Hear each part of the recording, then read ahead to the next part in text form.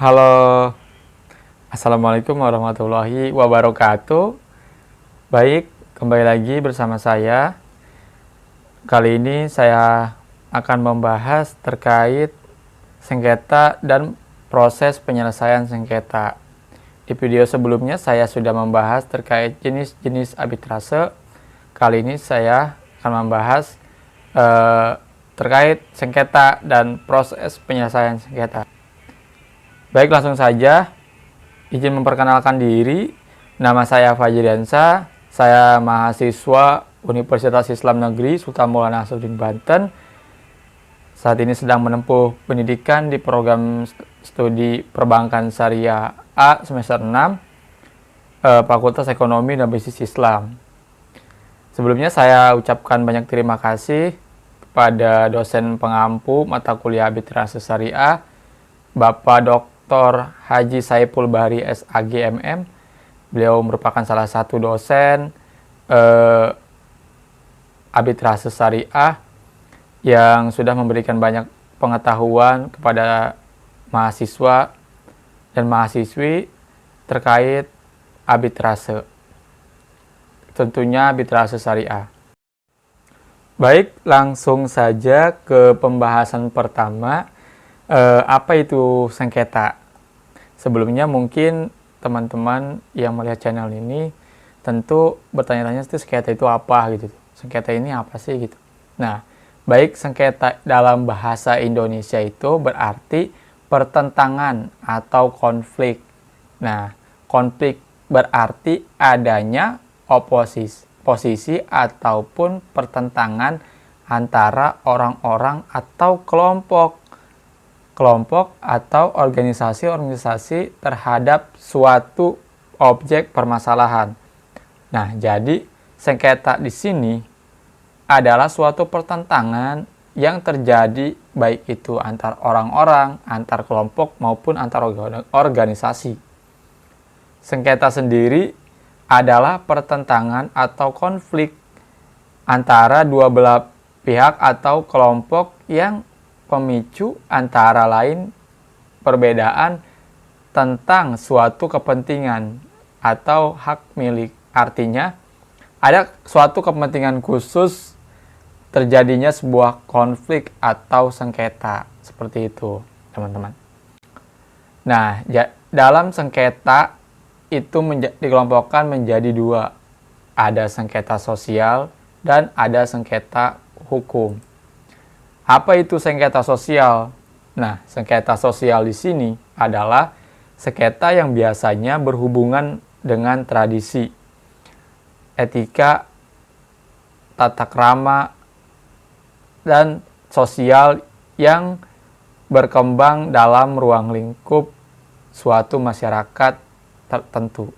Artinya, karena kita tahu bahwa sosial itu adalah berkecimpung dengan masyarakat, jadi artinya sengketa sosial ini sengketa yang mungkin timbul di kalangan lingkungan masyarakat itu, atau konflik yang timbul di kalangan masyarakat, baik itu konflik terkait tradisi maupun etika moral ataupun etika lain, etika sosial terkait tata krama tentunya.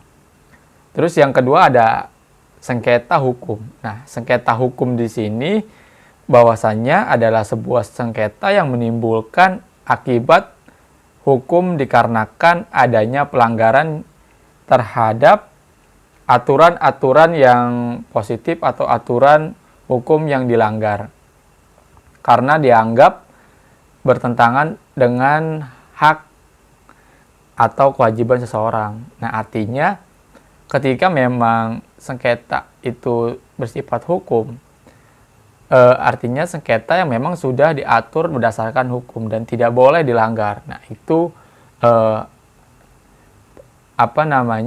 pengertian ataupun kelompok dua sengketa. Seperti itu. Jadi sengketa itu bisa dilihat dari dua sisi, baik itu sengketa sosial maupun sengketa hukum. Lanjut dari kedua atau pembahasan kedua terkait penyelesaian sengketa melalui jalur litigasi dan non-litigasi. Nah, jadi penyelesaian sengketa di sini ada dua jalur. Yang pertama itu ada jalur litigasi dan ada jalur non-litigasi. Jalur litigasi sendiri, nah, terkait jalur litigasi, dan kita adalah merupakan proses penyelesaian sengketa melalui peradilan. Nah, sedangkan penyelesaian melalui non-litigasi sendiri merupakan proses penyelesaian sengketa yang dilakukan di luar persidangan atau sering disebut sebagai jalan alternatif penyelesaian sengketa. Nah, jadi berbeda ya antara jalur litigasi dan jalur non-litigasi. Kalau jalur litigasi sendiri adalah jalur melalui peradilan, sedangkan jalur non-litigasi yaitu alternatif penyelesaian yang di luar persidangan, seperti itu. Nah, penyelesaian sengketa litigasi sendiri adalah proses sengketa oleh pihak yang bersengketa. Nah, dapat dilakukan melalui jalur litigasi atau lembaga peradilan. Nah, maka sengketa tersebut akan diperiksa secara keseluruhan. Nah, oleh hakim atau peradilan, tentunya dalam rangka persidangan. Nah, dari kelebihan sengketa litigasi ini, yaitu putusan peradilannya itu mempunyai kekuatan hukum yang pasti atau bersifat final, seperti itu. Nah, ada tiga keputusan yang memperkuat keistimewaan dari penyelesaian sengketa melalui litigasi. Yang pertama itu kekuatan mengikat. Seperti apa kekuatan mengikat dalam penyelesaian sengketa litigasi?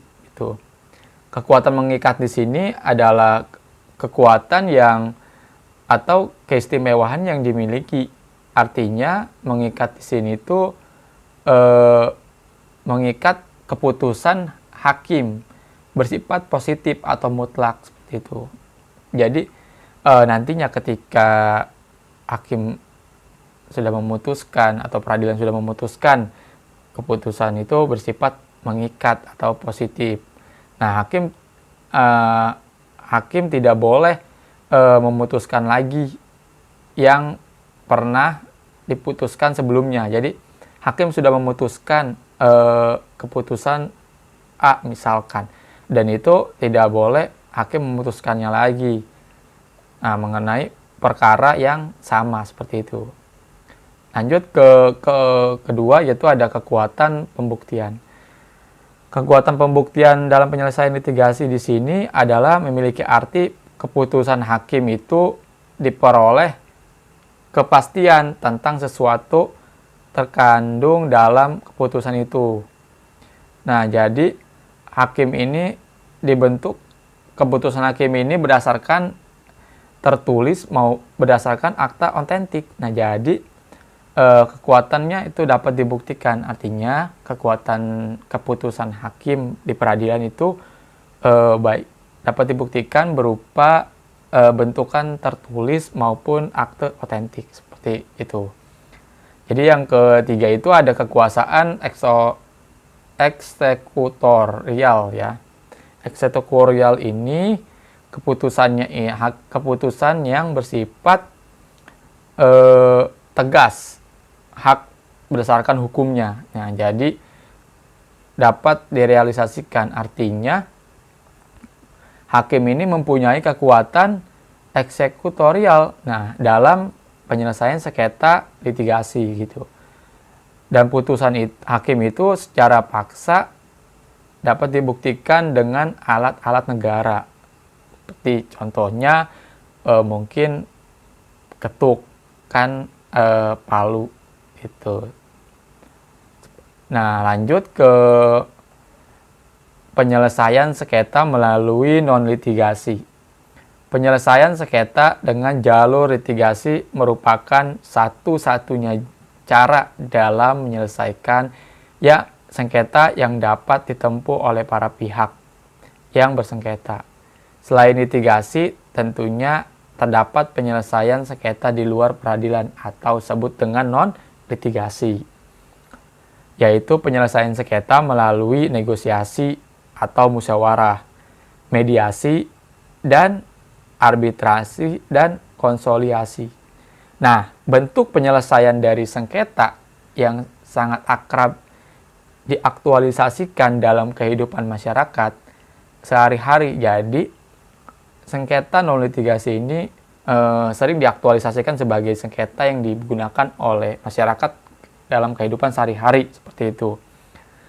Yakni penyelesaian sengketanya itu bisa didamaikan oleh kepala desa setempat, dan penyelesaian sengketanya juga caranya ini cukup mudah, dapat diterima oleh para pihak karena prosesnya didasarkan pada peraturan tersendiri, artinya langsung secara mutlak keputusannya bisa melalui musyawarah ataupun negosiasi ataupun mediasi. Penyelesaian sengketa itu melalui negosiasi. Melalui negosiasi sendiri artinya secara musyawarah gitu. Artinya kesepakatan atau penyelesaian sengketa itu dilakukan secara musyawarah atau negosiasi.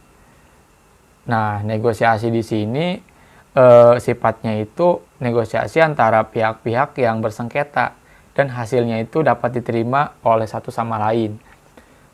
Dengan kata lain, praktik negosiasi ini tuh sifatnya emang keputusan yang musyawarah di antara dua belah pihak yang terlibat sengketa, seperti itu, untuk mencari jalan kesepakatan. Yang kedua itu ada penyelesaian sengketa melalui mediasi. Nah, mediasi di sini itu merupakan salah satu bentuk atau salah satu cara penyelesaian sengketa di luar peradilan. Artinya, mediasi di sini yaitu pada hakikatnya adalah sebuah bentuk penyelesaian sengketa yang melibatkan pemberian pandangan ke depan. Artinya, memberikan pandangan ke depan adalah melihat penyelesaian untuk ke depannya gitu. Artinya konflik yang ataupun sengketa yang terjadi itu bisa dilihat melalui mediasi. Artinya pandangan ranah sengketa untuk ke depannya itu akan seperti apa, seperti itu. Apakah dapat diselesaikan melalui forum non litigasi, seperti itu. Nah, terus ditemukanlah suatu solusinya di mana para pihak dapat menyelesaikan sendiri sengketanya nanti, seperti itu. Mungkin hanya itu yang bisa saya sampaikan. Semoga apa yang saya sampaikan bisa bermanfaat dan bisa memberikan pemahaman kepada para penontonnya dan para teman-teman yang melihat video saya saat ini. Mungkin untuk video selanjutnya saya akan update lagi dan tunggu saja kelanjutannya. Mungkin itu saja dari saya. Wassalamualaikum warahmatullahi wabarakatuh.